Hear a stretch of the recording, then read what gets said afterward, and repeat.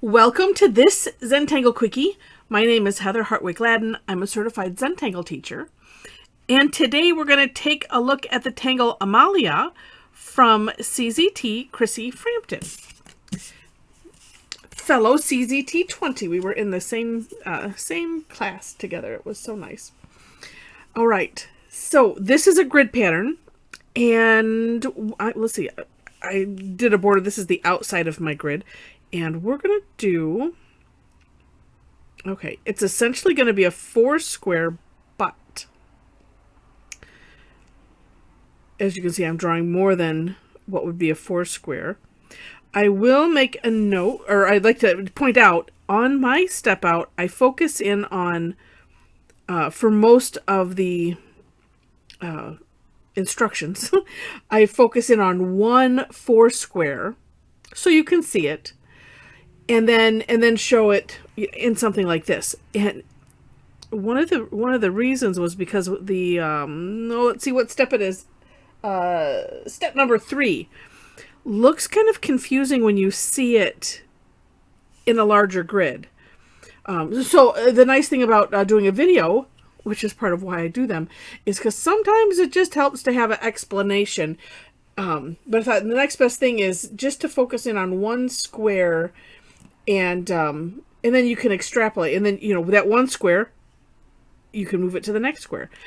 So there are some other patterns that are like this, where essentially one 4-square is made up of 4 squares. And I was thinking about this. Well, you know, let me figure, as I'm doing this, I'll figure out how I want to word it. Okay, so what you have to do is when you have your grid all set, then we want to picture the 4-square. Okay, so we're going to focus in on this. And in this little 4-square, we're going to draw diagonal lines all going to the center. Okay, and I'm turning my tile so it's comfortable for my hand, and I hope that you do the same. Okay, so all pointing into the center of this 4-square. So then move to the next one. Same thing, diagonal lines, all going into that center.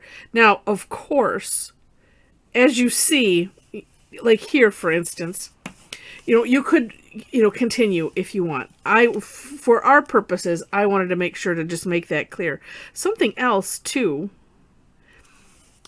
to make this forgiving, is... You know, because like I hand drew the grid, and I certainly hope that you do the same.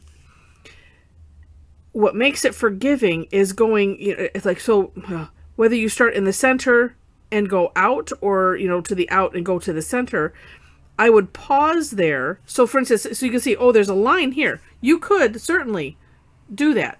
But what I recommend is going this far, pause, and that way you can refocus. Okay, I'm going to take from this intersection to this intersection. And that's the way I like to think of these, because that way, if your grid is off, it's not like, oh, I'm just drawing a straight line. Oh, look it, I've missed the intersection. It helps to avoid that. All right. And this creates, just all by itself, some neat meta patterns. Okay. This step is where, at first glance, it looks confusing seeing it this way. But then as I dug down, or looked and thought, really, I was like, okay, let's take a look. Let's find the pattern. Here's the pattern. So what we're going to do is, so picking this box right here, okay? And again, thinking 4-square. Looking here at the upper diagonal, this is where we're going to start. We're going to just draw a straight line. Now, whether this too... I have found sometimes starting in what looks like the center here and drawing it up to the corner, we're just drawing a little straight line. Sometimes that's better, because that way you're assured to get this center, and then the line it'll just follow and divide properly. So this is like wait, no, it's a fragment in a fragment. Is what keeps coming into my head with this, because this alone is a fragment. Okay, so this one little box, but it's 1/4 of the bigger fragment, if you will. Okay, so we'll explore that in a moment. So looking at this box, we're taking the upper box and we're dividing it. Then here, we're just turning it. Because as you see, this line is now here. So coming from this center, going down to that intersection, right, to the corner. And then this one, oh, this line, if you could picture picking it up and turning it here, oh, look at, there it is. Okay. And then straight line. Oh, same thing here. Oh, it helps if you turn the tile too. Okay. If that didn't make sense, let me do it again. Sometimes when I explain things, I over-explain, and that can make it confusing, and I apologize. All right, so looking at just this 4 square, and this time we'll turn the tile, so that way it'll be as if this little square, again, we're turning it, turning it, turning it. That's the idea behind fragments and reticula. And, you know, this is the fragment, and it's just getting turned in this one direction. Kind of, that would be clockwise, right? Turn, turn, turn. So let's do it again. And this one we're going to do all the same. So I'm finding the center here, drawing up to the corner. Ooh, same thing. And this way, when you turn your tile, you actually don't have to think about it. It's rather nice. Because you're always, since you're just looking at this in this box, and you're looking at this within, it's always that upper, we find the line, and we're going to that upper corner, okay? And so then what's hard is seeing all of this, and it gets your eyes all jumbled up. Focus in on just this center, and then hopefully in the periphery of your eyes, then you expand it out to this. Ignore everything else. It's like if we could do this, right? Okay, so focusing in on this upper, and then and I'm turning these, as you can see, so that way the diagonal is. Actually, the diagonal now looks like a straight line. Okay, anyway, I'm making it worse. All right, so from the center here, going up, turn, center, up, turn, center, up, turn, center, up. And that's it. We've gotten all 4. Now we just have the one left. Same thing. And like I said, just helps to keep focused right there. Don't let your eyeballs, it's like, don't look down. Don't look at anything else until you get it done. Okay. And there we have it. Now, you can take a look at Chrissie's Step Out. It's in the description also. I listed as for more inspiration. So that way, and actually you could take a look at hers, because then she has some of her extra ideas on there as ways to decorate. She has one with an uneven grid, which is really interesting. Okay, so now we get to decorate. Okay, and same thing.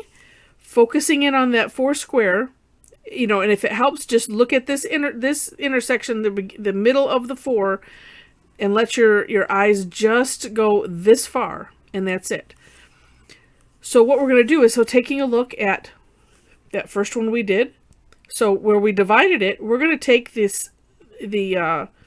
triangle that's on the right, and we're going to fill that one in. Now, of course, if you want to do something different, you can. This would be fun with colors. And I'm going to do the same thing, where I'm just going to focus in on each square separately. You can, though, as and everybody has different, because I know that there are some that really don't like grid patterns, and but they're fun. I think they're fun. But they provide a really neat fill-in, or just a neat another aspect of your overall tangling. And especially having something geometric is nice, because I like to combine things that are more geometric with things that are, say, that have a lot of curves or a lot of orbs. Okay, so then you see, creates a neat pattern. I'm going to do the same here. Again, focusing in on the center. You know, keep the tile turned so that way, number one, you're comfortable, but so that way you can see what you're working on. We're working, or maybe it's even, now that this is done here, you can see we're working on the triangles that touch the center of those four. So whichever way is better for you to think about it, that's why I offer different ways. Now I'm using the graphic one, just so that way you know, to fill it in, because it takes, it speeds things up a little bit. I am just careful. That's why I usually will trace the outline like I'm doing.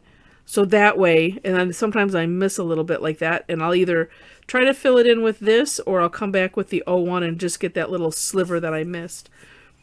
But it does really, really work to just, keep turning the tile. That way you're looking at the one section, and then it's always the same section, and you don't have to think about it. That is also the beauty of Zentangle period, and especially this pattern and ones like it, because it's the repetitive nature of the pattern that gives us the meditative quality, the mindfulness exercise, whichever way you want to phrase it and look at it. And it's the repetition. So doing the same section over and over, just turning your tile, it makes it easy to kind of get lost in it. And also, working to keep your focus just right here and not let it scatter. That's also a really good, that's a good thing for life anyway, right? Just it's like, okay, sometimes you just got to really just stay focused on what's important at the moment, maybe. And that's where, and not get all scattered with, with other minutia. Right? It's just, I'm right here. This is it. And that's part of mindfulness, is just focusing on the moment, the what am I doing right now? And that's all I'm worried about. And then, easy to go, okay, next box. Great. Find the center. All right. We're filling in the triangles that all touch the center. And that is it. That's why I like tangles like this. And that, with grids and things, that you get a lot of that repetition, where sometimes with, more free flowing, it's not necessarily as repetitive. Just depends. Depends on the tangle. And I like to make sure to point that out, because I know that there's a lot of people that are looking specifically for things, okay, well, what can I do? Because I really want to use this to relax. And if, but if grids annoy you, if you don't like grids, that's really not going to help, is it? No, because if you're like, ugh. But at the same time, it's well, let me give it a try, and let's, and see if I can learn how to, maybe it's learn how to tolerate them first or something. Okay, the next and last thing we're going to do on these is the bigger triangles. So here we have, so going back to just focusing on the 4 square, or on this 1 square, we have, right, our triangle that's, our box that's divided in half, so 2 triangles, and then we have this. We're going to focus on that one, and we're just going to draw some straight lines. So when I'm doing, and I turn my tile so that way, now I'm just auraing this line, well, or trying hard. That first one was a little wonky, but it's okay. In the end, it won't matter. And then same thing, turn the tile and just focusing in on drawing these lines. Now I'm doing more deliberate lines. You could also do lines that are maybe even closer together, that are lighter, because there's some tangles where I like to do this real nice light touch, straight lines, and it really does create a different texture than the deliberate. And that it's one of those that's completely up to you. Okay, that one's done. Move to the next one, and it's like shift focus is what I find that I have to do. All right, here's the bigger box. Now we go to the little box inside.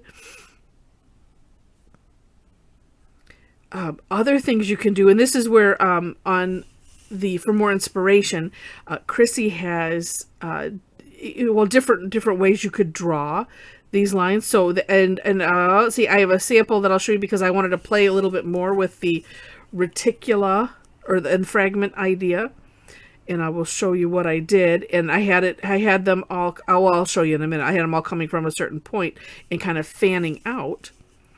I'm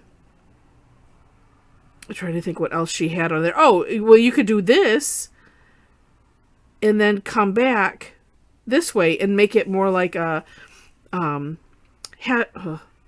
always want to say hashtag. That's not it. Hash marks. So it's like a little grid.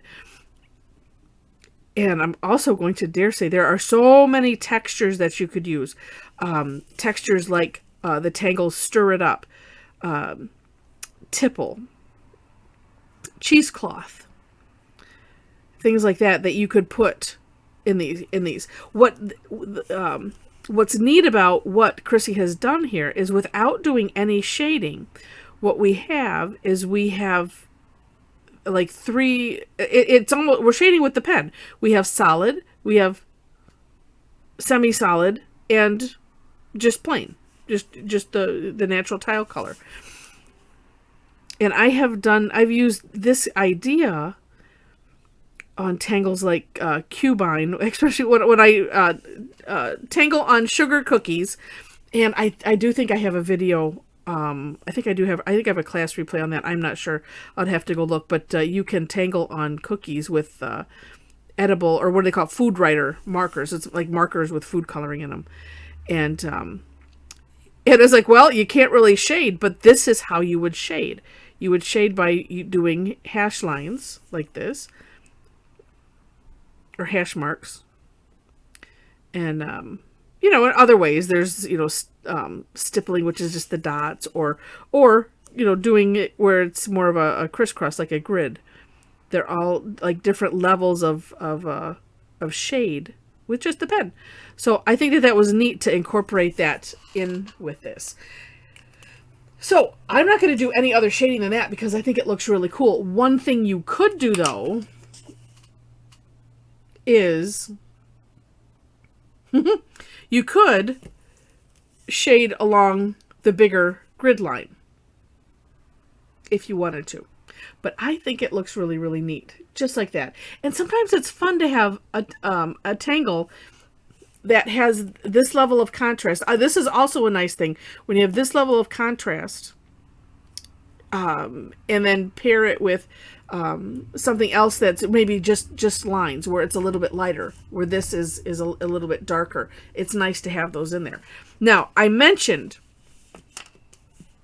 going back to the whole fragment idea, where each little box within the foursquare is its own excuse me, is a fragment, and it's just turning clockwise in each box in that foursquare. But we see this, she has this more drawn as, where this is really the fragment. That's why I thought this is just cool. It's like a fragment in a fragment. And, and you could have fun with that. Now, I didn't go that far. What I did do is I thought, well, I wonder what it would look like if you're making the four, this, the fragment, and doing it opposite in this one, so really this and this would be the same. Let me just show you. It's really cool. And this is what's cool about the idea of fragments and reticula. Well, it doesn't help that I did do the lines differently, but I thought it would be neat to show off. I thought that would have a neat look. But you could do this fan out. So where I came from the corner. Actually, what I did was I came from the corner out, So I divided it, then divided both halves, and then divided both halves again. But I thought that would look neat. Although now I'm like, well, to have a really neat comparison, I should have done the same. But that's all right. You can do that and have fun with it. But it looks completely different just by flipping, doing it opposite. So where I divided, you see I have divided this. If you can, well, let's see. Gosh, I need to have something so I can cover things up besides with just my fingers. Well, if you could just focus on this and this. So it's just flipped. I divided the line, I divided the half on the bottom, and then went around in the opposite. No, I still went the same direction. But here's, divided in half, divided in half, divided in half, divided in half. And so I thought it would just be neat to flip that and see what it would look like. I think it's really cool. So with that, thanks so much for watching. I appreciate it. And if you enjoyed the video, would love to have a thumbs up. If you like it enough to see more, would love to have you be a subscriber to the channel. Of course, subscribing to the channel is free. And let's see, feel free to share it, with other friends that you have that like to tangle. And again, in the description section, links to step outs. Also, links to my website, to our Tangle Addicts community Facebook group. On my website, ways to connect with me. If you would like to take online classes where it's kind of similar to what we've done here and just exploring a tangle or two. I do classes every single week. Some weeks have 2 classes. Most of them are free, and but I do have a couple that are paid. Those help me to be able to do all of the stuff that I'm enjoying doing, and I hope that you're enjoying it as well. So we'd love to have you join us. If you like it enough, and I just want to give a little plug, I do have a membership, like a subscription. So if you love tangling, if you're a tangle addict, and you like me enough to know that you want to take, all the classes that I have to offer, or at least have access to them. Either way, I do have a subscription, so it gives you a little bit of a discount, from paying kind of full price for the classes. So check that out. It's in the menu. It says Tangle Addicts Club or club info, something like that. I need to put it up front a little bit better, but it's there. You can always pop me a question and I'll help. So with that, thanks so much for watching, and I hope you enjoyed this, and I wish you lots of happy tangling.